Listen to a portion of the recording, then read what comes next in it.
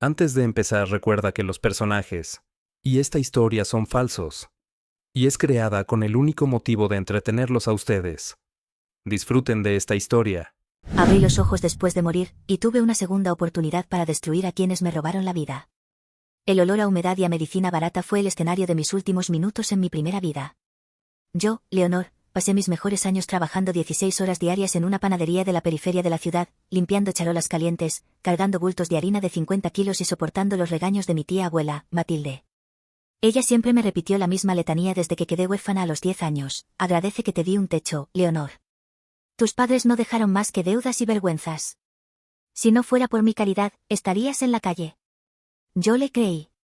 Le creí cada palabra con la sumisión ciega de quien no conoce otra realidad. Vivía en un cuartucho al fondo del patio, con el techo de lámina que goteaba cada vez que llovía y vistiendo la ropa usada que los vecinos le regalaban a la parroquia. Estudiar una carrera fue un sueño que sepulté muy pronto. Matilde me sacó de la escuela en cuanto cumplí los 15 años porque, según ella, la panadería necesitaba manos y no libros. Mi juventud se escurrió entre el vapor de los hornos, las manos agrietadas por el detergente industrial y una culpa constante por ser una supuesta carga económica. Cuando cumplí los 35, mi cuerpo empezó a pasar factura. Un dolor punzante en el pecho y una fatiga crónica me impedían levantarme a las 4 de la mañana para prender los quemadores. Le rogué a Matilde que me llevara al hospital general, pero ella se limitó a darme unas pastillas para el dolor y a decirme que era pura flojera, que la gente pobre no podía darse el lujo de enfermarse. 3 meses después, tirada en ese colchón viejo del patio, sentí como la vida se me escapaba. Matilde ni siquiera entró a verme, estaba en la estancia principal de la casa grande, contando el dinero de la caja registradora. Lo último que escuché fue el tintineo de las monedas antes de que una oscuridad total me devorara por completo. Fallecí de una insuficiencia cardíaca provocada por el agotamiento crónico y la desnutrición. Una muerte gris, anónima, el final perfecto para una vida de servidumbre. Pero la muerte no fue el final. Fue el inicio de la revelación más dolorosa de mi existencia. En ese estado de transición, donde el tiempo no existe pero la conciencia se expande, mi alma flotó sobre la casa que acababa de abandonar. Vi mi propio cuerpo pálido en el cuarto del fondo, pero lo que realmente me congeló el espíritu fue lo que ocurrió en la sala principal. Un hombre de traje gris, un abogado notario, entró a la casa. Matilde lo recibió con una sonrisa de alivio que jamás me había dedicado a mí. Ya se terminó el problema, licenciado, dijo Matilde, sirviéndole un café. La muchacha acaba de fallecer. Ya no hay riesgo de que cumpla la edad estipulada en el fideicomiso. El abogado sacó de su maletín un documento antiguo con sellos notariales dorados y lo extendió sobre la mesa. Mis ojos espirituales leyeron con claridad matemática el contenido de ese papel. Era el testamento original de mis padres. Ellos nunca me habían dejado deudas. Al contrario, eran dueños de 3 terrenos comerciales de alta plusvalía en el centro de la ciudad y de un fondo de inversión que, acumulado con los intereses de 25 años, ascendía a una fortuna multimillonaria. El testamento estipulaba que Matilde recibiría una manutención mensual generosa a cambio de cuidarme y educarme, y que la fortuna completa pasaría a mis manos de manera automática en cuanto yo cumpliera los 25 años o, en su defecto, si yo completaba una carrera universitaria. Pero si yo fallecía antes de reclamar el fideicomiso por causas naturales y sin haber cumplido los requisitos, la totalidad de los bienes pasaría a ser propiedad absoluta de Matilde y de sus hijos. Hicimos un trabajo impecable estos 25 años, doña Matilde, dijo el abogado con una sonrisa cínica, guardando el acta de mi defunción. Mantenerla aislada, ignorante y trabajando hasta el cansancio evitó que la chica pisara una universidad o se enterara de los bienes de sus padres. Ahora, todo este imperio es legalmente suyo. Una rabia monumental, un fuego que nunca experimenté en vida, me sacudió el alma. Toda mi miseria, mis manos rotas, el hambre, el frío y mi propia muerte habían sido fríamente calculados por la mujer que me llamó recogida. Me habían escondido una fortuna para usarme como esclava y heredar mis derechos. El dolor de la traición fue tan insoportable que quise gritar, quise tirar las lámparas de la casa, pero ya no tenía un cuerpo para interactuar con la materia. Si tan solo pudiera regresar, si tan solo pudiera cambiarlo todo, pensé con una desesperación absoluta mientras una fuerza magnética comenzaba a jalarme hacia un túnel de luz blanca. El jalón fue violento. Esperaba el juicio final o el descanso eterno, pero en lugar de eso, experimenté una bocanada de aire helado que me quemó los pulmones. Abrí los ojos de golpe, temblando, el corazón me latía a 1000 por hora en el pecho.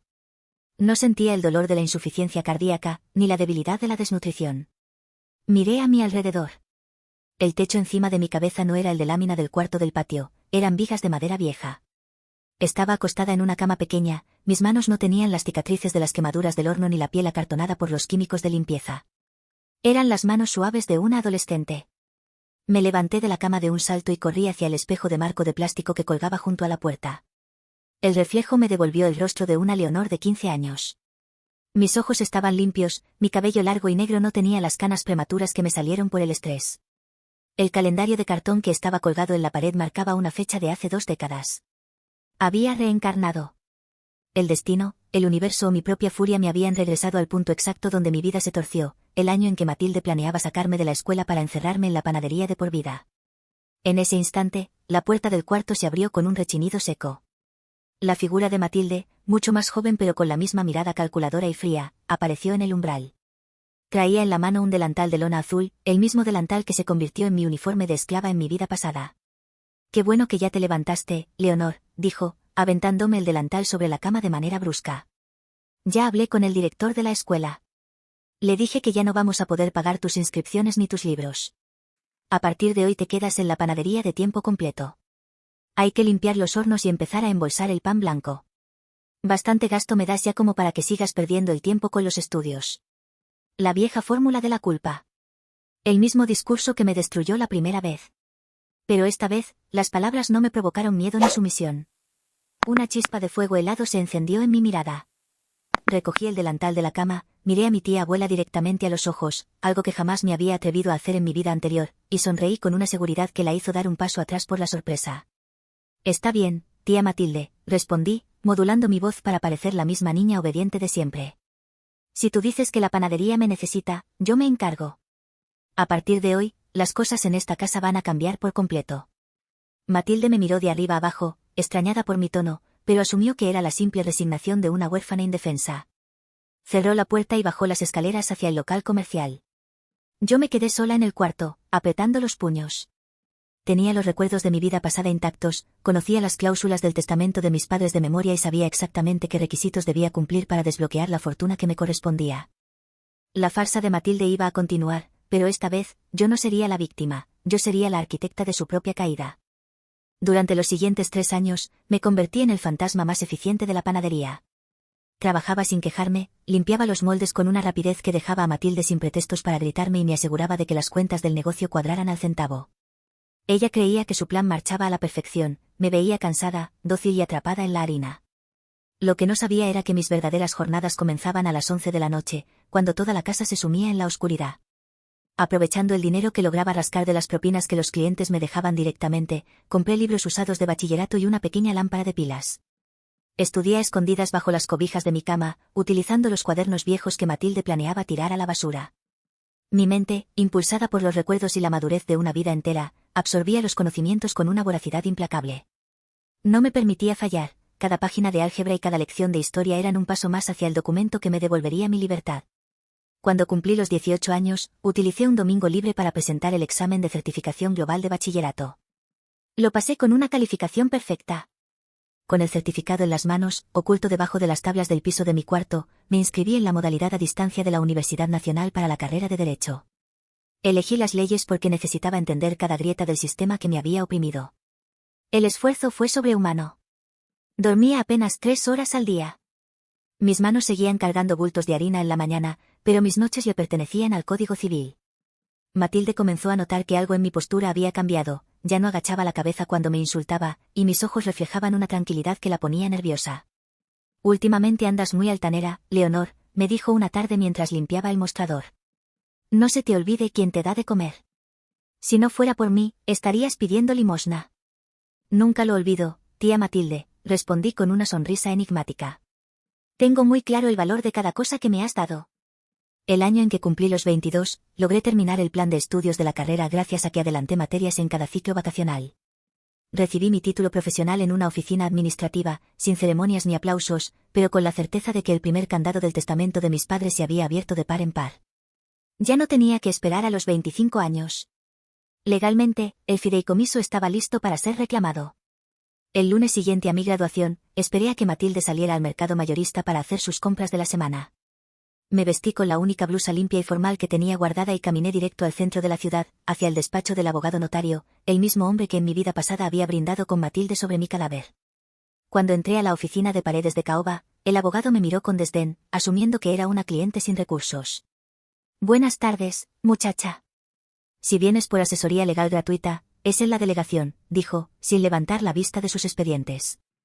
Buenas tardes, licenciado, respondí, sentándome en la silla frente a su escritorio con una elegancia que lo obligó a mirarme. Mi nombre es Leonor. Vengo a solicitar la apertura y ejecución del fideicomiso testamentario de los señores contadores que fallecieron en el año 1996. El abogado se quedó petrificado. El bolígrafo se le escapó de los dedos y rodó por el escritorio. Sus ojos se abrieron con un terror absoluto, reconociendo el nombre que había intentado sepultar durante más de una década. ¿De qué estás hablando? Ese asunto está cerrado, tus padres no dejaron nada más que deudas, la señora Matilde ha sido tu tutora por caridad, intentó decir, con la voz quebrada por el nerviosismo. Saqué de mi bolso mi título profesional en Derecho y mi identificación oficial, colocándolos con firmeza sobre la mesa. Conozco la cláusula tercera del testamento original, licenciado. Sé que la fortuna completa, los 3 terrenos del centro y el fondo de inversión acumulado pasan a mi propiedad de manera inmediata si cumplo con el requisito de obtener un título universitario. Aquí está mi cédula. Si usted se niega a iniciar el proceso de entrega en este momento, mi siguiente parada será la Fiscalía General para presentar una denuncia penal por fraude equiparado, ocultamiento de testamento y administración fraudulenta en contra de usted y de Matilde.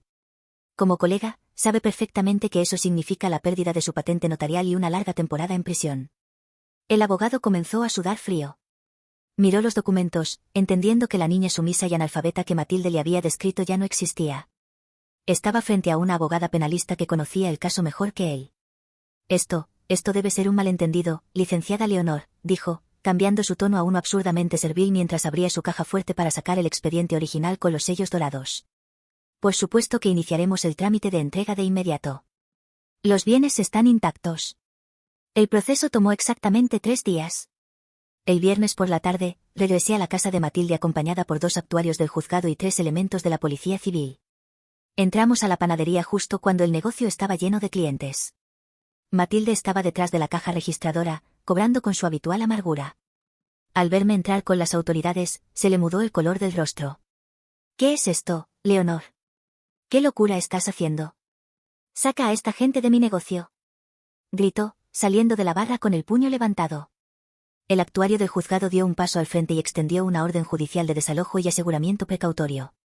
Señora Matilde, venimos a ejecutar la resolución del Tribunal Civil. Esta propiedad, junto con el local comercial y todas las cuentas bancarias asociadas, han sido transferidas de manera definitiva a la orden de la licenciada Leonor, heredera universal de los bienes. Usted tiene un plazo de 2 horas para desalojar la vivienda principal con sus objetos personales. El negocio queda suspendido a partir de este momento. Los clientes comenzaron a murmurar y a salir del local a toda prisa. Matilde miró el papel, luego miró a los policías y finalmente me miró a mí, con los ojos inyectados en sangre y la boca abierta por la incredulidad. Malagradecida. Me gritó, intentando abalanzarse sobre mí. Yo te di un techo. Yo te salvé de la calle. Todo lo que tienes me lo debes a mí. Caminé hacia ella, manteniendo una distancia segura, y la miré con la madurez de las 2 vidas que cargaba en la espalda. Me diste un cuarto de lámina goteando, ropa regalada y jornadas de 16 horas sin un solo centavo de sueldo, le dije en voz baja, pero con una firmeza que resonó en todo el local. Me escondiste la fortuna de mis padres para verme morir de cansancio en el patio del fondo. En mi vida anterior me quitaste todo, Matilde. Me quitaste la salud, la juventud y el futuro. Pero esta vez, la historia se escribió diferente. Pasé cada noche de los últimos años estudiando para asegurarme de que pagaras por cada minuto de miseria que me hiciste pasar. Los policías la tomaron del brazo para retirarla de la barra. Matilde comenzó a llorar, una mezcla de rabia y humillación pública, dándose cuenta de que su imperio de mentiras se había derrumbado por completo. Salió de la casa con 2 bolsas de plástico donde metió a toda prisa sus pertenencias, bajo la mirada juzgadora de los vecinos de la cuadra que tanto la habían respetado. Me quedé sola en la estancia principal de la casa grande.